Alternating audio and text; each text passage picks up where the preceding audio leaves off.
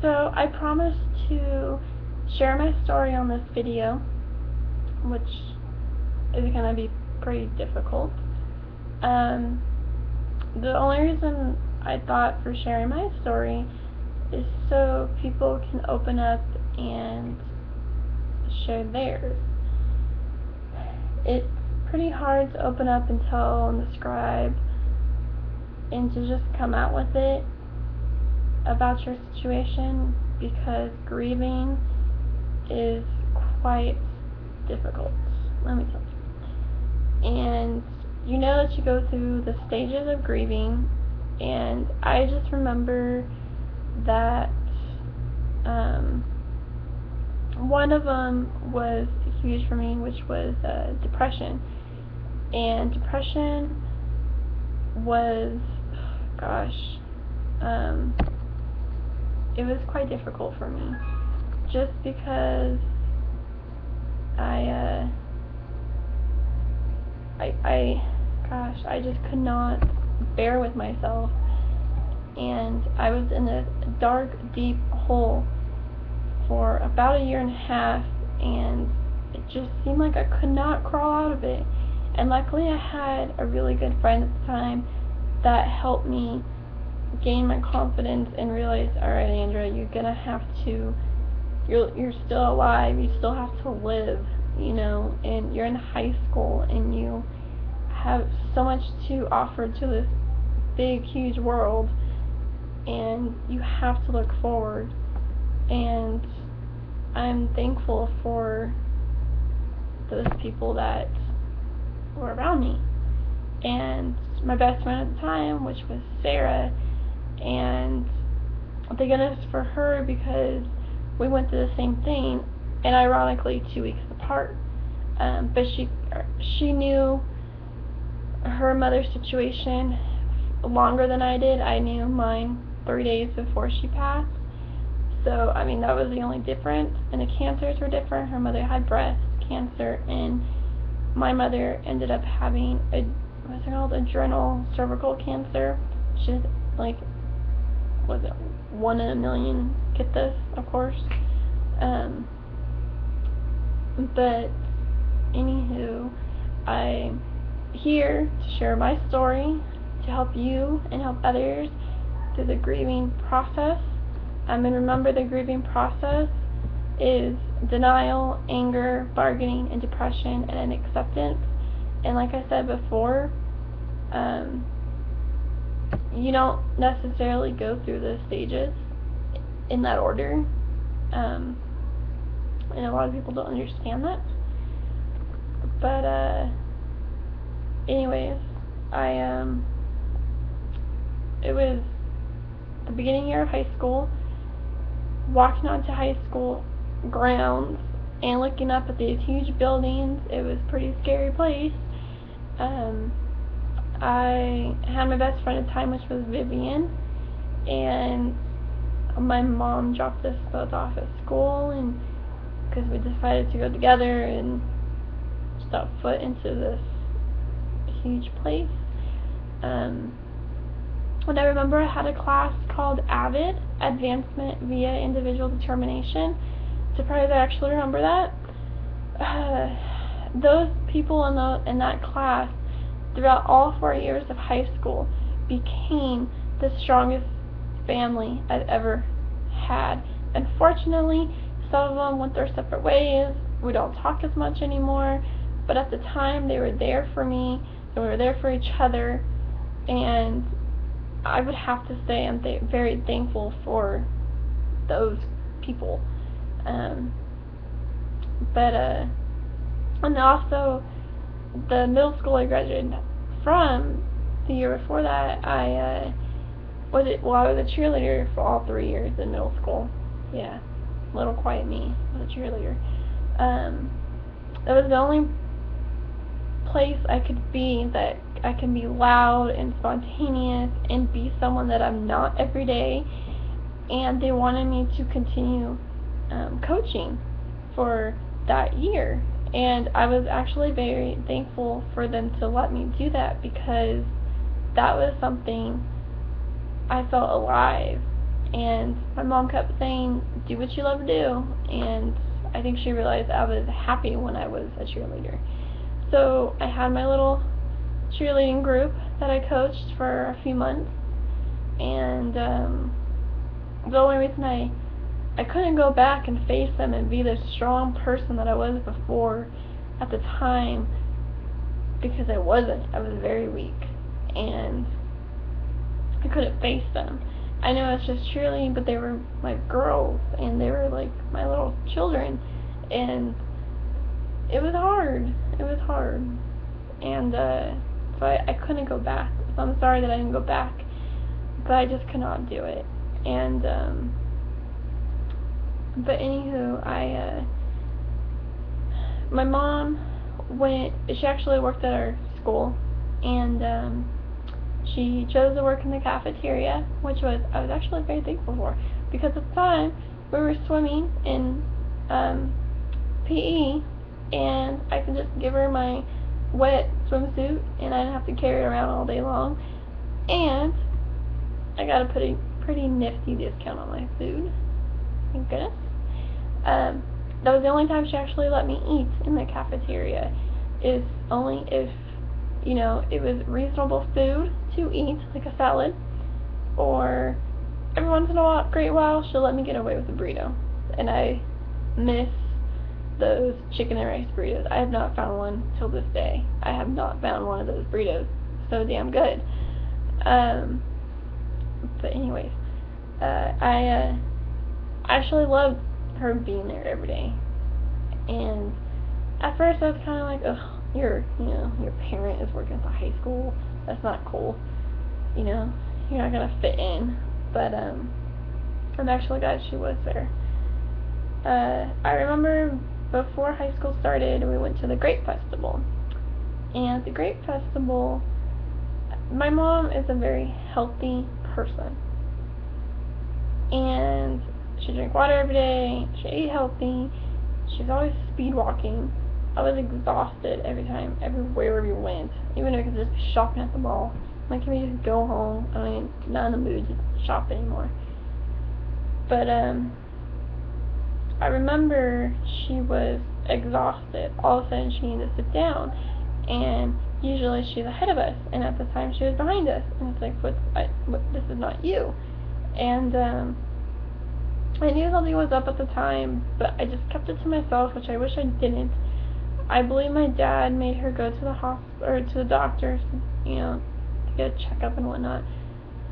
And unfortunately, they didn't take x-rays or actually look into what she was having. They just said, oh, it sounds like early stage of menopause, maybe you're developing asthma. So they gave her this breathing tubey thing, and it wasn't any of that.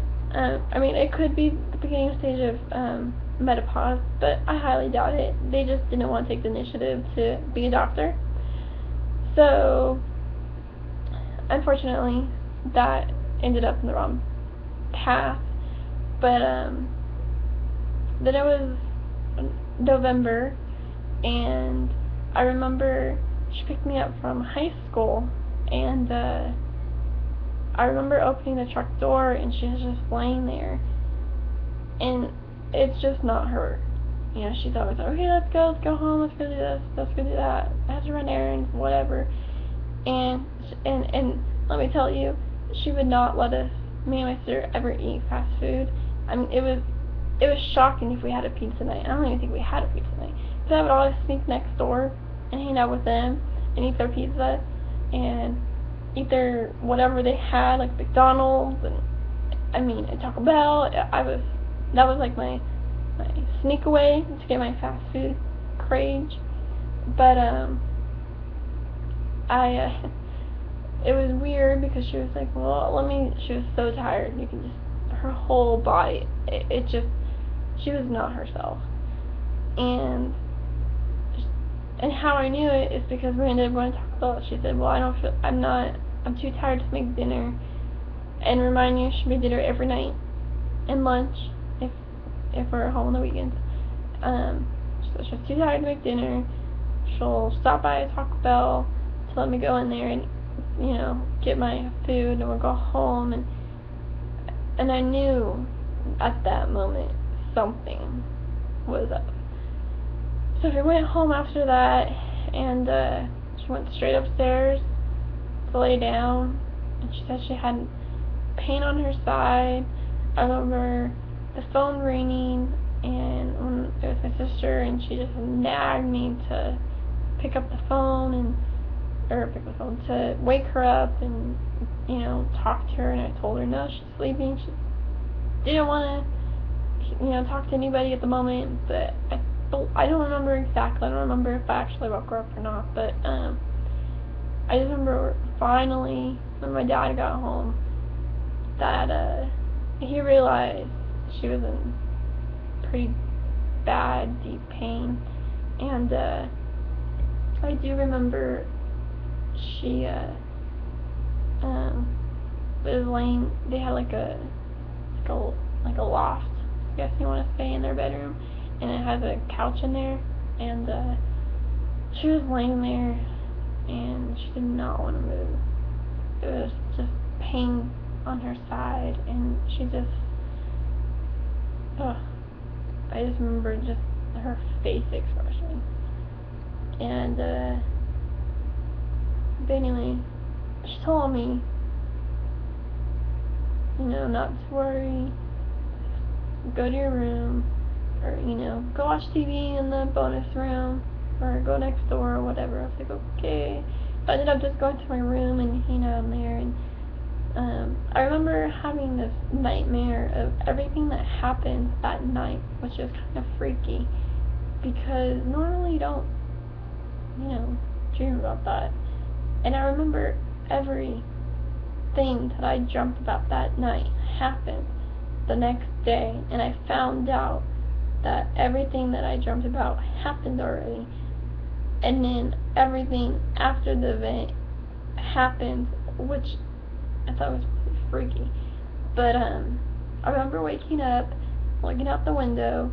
The car was still here. I didn't hear the blender in the morning because she's always making her smoothies every morning. I heard the phone ring. I thought, okay, she'll get it. I don't have to pick it up.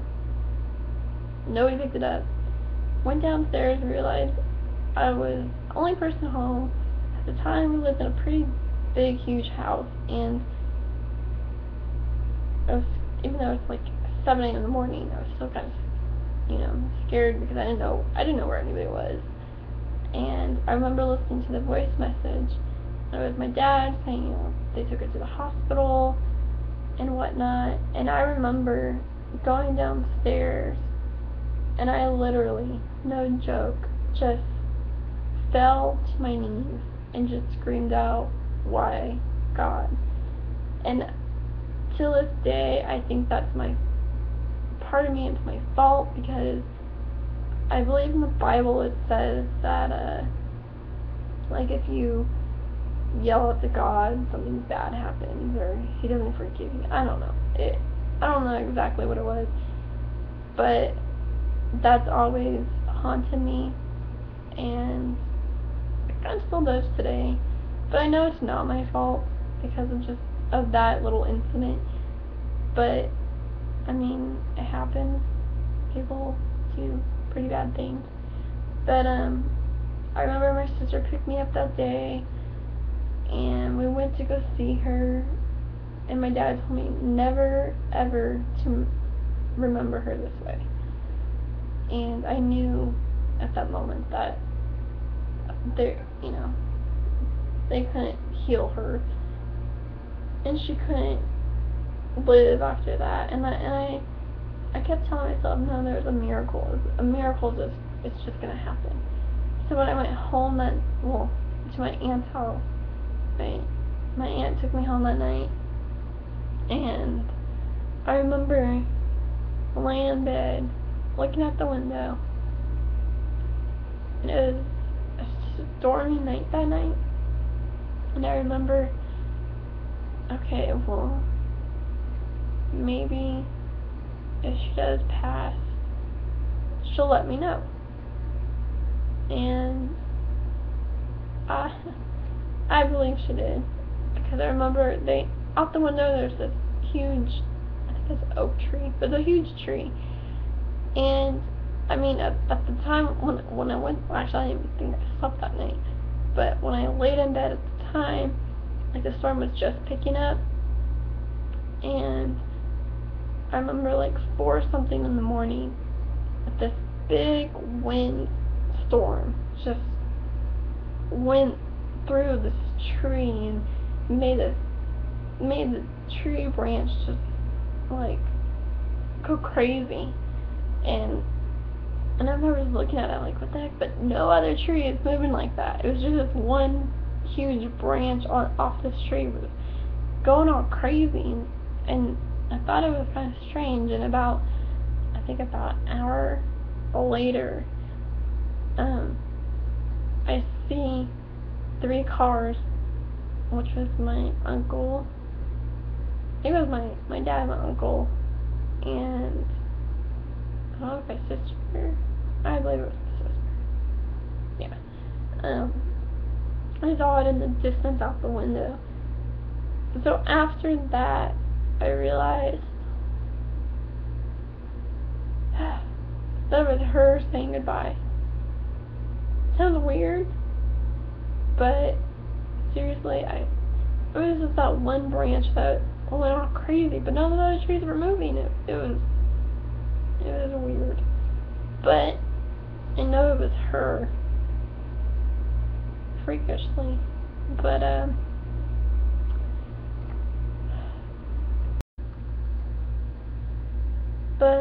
after all that, I went back to school, and this girl that sits next to me this whole time in PE just opened up her arms and gave me a card and a stuffed animal and shared her story.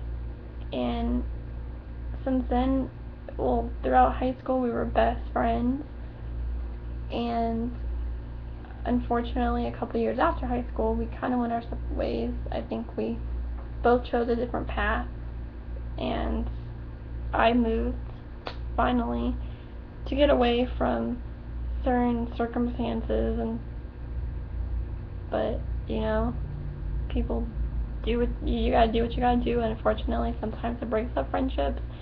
But I believe one day, once we both figure out what life brings for us and why we're here, I think we'll grow back together. I hope so, at least.